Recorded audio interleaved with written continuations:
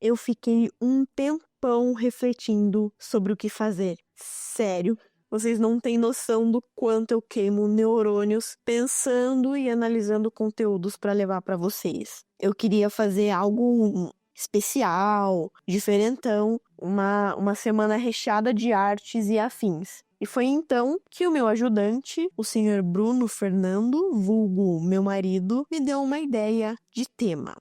Antes de criar qualquer episódio, eu sempre converso com ele, porque ele me dá ideias ótimas, e é ele que é a minha fonte particular de opinião. Então, Bruno, obrigada.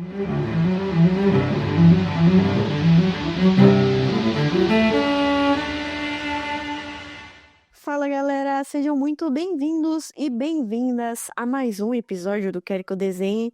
Eu sou Larissa Mercury e é com muito orgulho que hoje eu estou aqui apresentando esse podcast que dissemina arte por esse mundão afora. Mas antes de continuar, eu gostaria de pedir a você que nos siga nas nossas redes sociais, tanto no Twitter, no Instagram, no Facebook. Também temos o nosso site, o querqueeudesenhe.com.br. Lá você encontra textos excelentes, textos bacanas, com muita informação para você.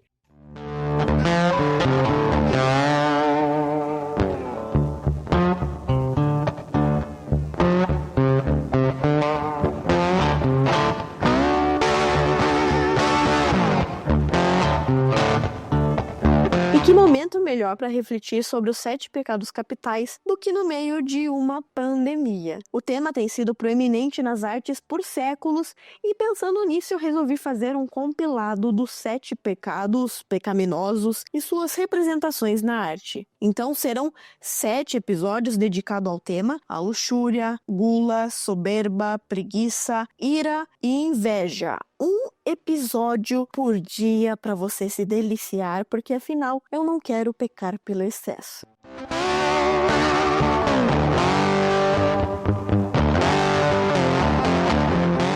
Cada episódio terá uma atribuição, uma representação artística do tema. Mas antes de destrinchar esse assunto nos episódios seguintes, vamos conhecer um pouquinho mais da origem desses pecados.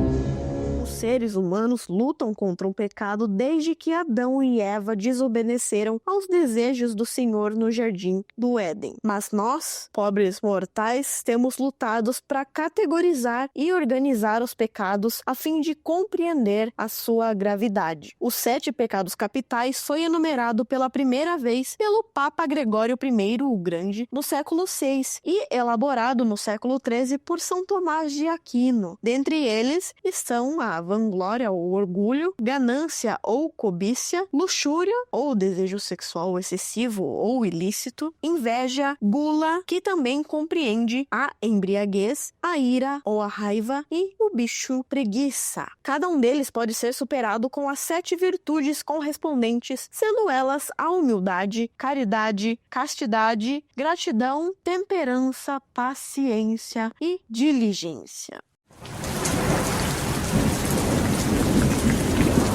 A lista atrai pelo menos alguma familiaridade, mesmo para aqueles que não são religiosos, como é o meu caso. O conceito de pecaminosidade ou distinção entre o certo e o errado remonta à linha do tempo. Então, antes mesmo do cristianismo se estabelecer como uma das maiores religiões do mundo, os pecados capitais era um tema popular tanto nas peças de moralidade, na literatura e arte da Idade Média europeia. Talvez sem surpresa, mas para sociedades que prosperaram do 4º ao 1º milênio antes de Cristo, seus povos queriam as respostas para essas perguntas perenes. Como, por que há tanto sofrimento no mundo? Ou por que algumas pessoas possuem maiores dificuldades de vida do que outros? Esses grandes sofrimentos foram associados a penalidades arranjadas pelos deuses no céu.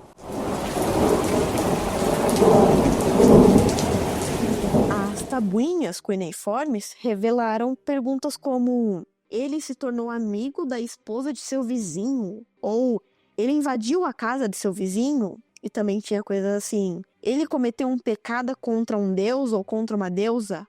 Esse sentimento é que os sumérios e arcadianos, né, ambos que dominavam a Mesopotâmia, tinham clareza sobre os princípios do que é bom e do que é mau comportamentos, mesmo assim, séculos antes da conclusão da Bíblia. E da mesma forma, o povo do Antigo Egito também tinha esse senso de certo e errado. Durante o 4º século depois de Cristo, um famoso monge da época tentou dar uma lista mais clara dos pecados capitais. Seu nome era Evagrius Ponticus. Ponticus viu a pecaminosidade como 8 pensamentos malignos. Então, ele os listou em grego e estes incluíam a gastrimargia, que significa gula, porneia, para fornicação ou prostituição, hiperefania, ou orgulho, akédia ou assédia, entendida como efeito de indiferença espiritual, a filargíria, que nada mais é do que a avareza, a quenodoxia ou vanglória, orge, que é a ira, e tristia, que denotava a tristeza pela sorte e o bem-estar de outra pessoa. Do grego, então, esse conceito foi eventualmente trazido para o latim por São João Cassiano, que era aluno de Pôntico. A tradução de Cassiano é como o Ocidente se familiarizou com o conceito de pecados capitais. 2 séculos depois de Pônticos e Cassiano, de fato, o Papa Gregório I simplesmente teve que refinar, se é que podemos dizer assim, essa lista dos 8 males. Neste ponto, ele fundiu então a tristeza e a indiferença em um ponto. O Papa também percebeu a ostentação injustificada como uma outra manifestação de orgulho. Então, ele também se fundiram com a vanglória e a soberba. E daí ficaram-se 6 pecados, né? Mas, por último, ele acrescentou o pecado da inveja como sendo o 7º pecado mortal da lista. A inveja mata, tome cuidado pra não se contaminar. Cuide da sua vida que da minha eu sei cuidar. Senão você se afoga mesmo sabendo nadar. A inveja mata, tome cuidado pra não se contaminar. Cuide da sua vida que da minha eu sei cuidar. Senão você se afoga mesmo sabendo nadar. A inveja mata. O aclamado teólogo do século XIII, o Tomás de Aquino, diria que os pecados na lista do Papa Gregório I são os pecados capitais. A essa altura, a lista já havia sido difundida nos ensinamentos da Igreja Católica e seguiu-se então apenas uma alteração na qual a tristeza foi substituída pela preguiça. Na mesma época, no século XIII, surgiu então a obra A Divina Comédia, escrita por Dante Alighieri. Dante chamou esse poema de comédia. Na terminologia clássica, uma comédia é uma obra que começa na miséria ou na confusão profunda e termina na exaltação, na felicidade.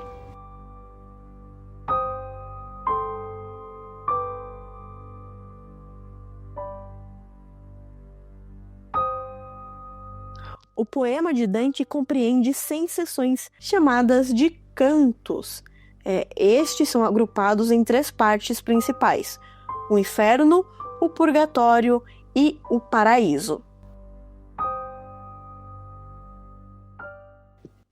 Eu vou aqui contornar o inferno, né, onde o Dante desabafa ao colocar numerosas figuras históricas, frequentemente seus inimigos, em atitudes de sofrimento eterno que refletem o seu julgamento vingativo sobre elas. Em vez de nos concentrarmos no inferno, nós vamos focar no purgatório. É aí que ele explora a purgação progressiva do pecado e da culpa da alma humana. Antes que eu prossiga, é importante nós explorarmos alguns fundamentos sobre o ensino católico. É importante entender que o purgatório é uma condição existencial, ou um lugar onde os pecadores que já foram perdoados por suas transgressões devem resolver as penas temporais restantes por seus pecados, né, suas culpas, antes de poder entrar no estado divino do paraíso, né, com a sua experiência direta com a visão de Deus. Esta purgação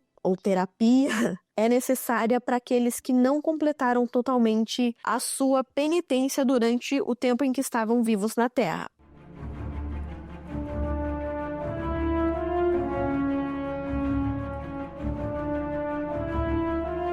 Na Divina Comédia, o Dante descreve o purgatório como uma montanha física localizada no oceano do hemisfério sul da Terra. Esta montanha consiste em uma série de terraços escalonados e com cada terraço sucessivo construído em cima do que está embaixo. Durante esta escalada, eles irão purificar as suas almas e prosseguir dos terraços mais baixos, onde trabalham os pecados mais prejudiciais, para os terraços mais altos, onde trabalham as suas transgressões cada vez menos prejudiciais. Eu vou tentar exemplificar aqui para vocês os níveis do purgatório, começando com o pecado do orgulho no nível mais baixo. Ele é superado pela inveja, depois vem a ira, a preguiça, a avareza, a gula e, finalmente, a luxúria, que é tida como, pasmem, a menos prejudicial dos pecados. No topo dessa montanha do purgatório está o paraíso terrestre, de onde as almas serão levadas ao paraíso celestial, descrito na terceira parte da Divina Comédia.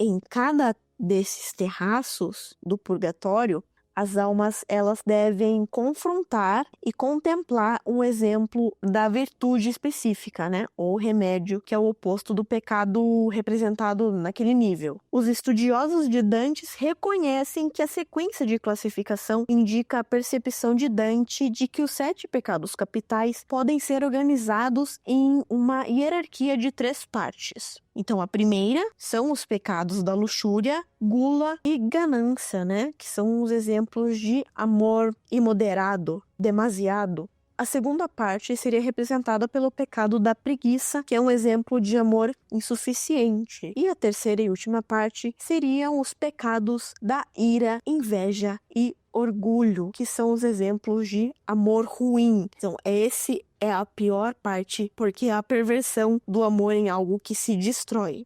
Os 7 pecados capitais foram representados milhares de vezes ao longo da história da arte. Hoje nós vivemos um contraste totalmente diferente, um egoísmo, uma egocentricidade.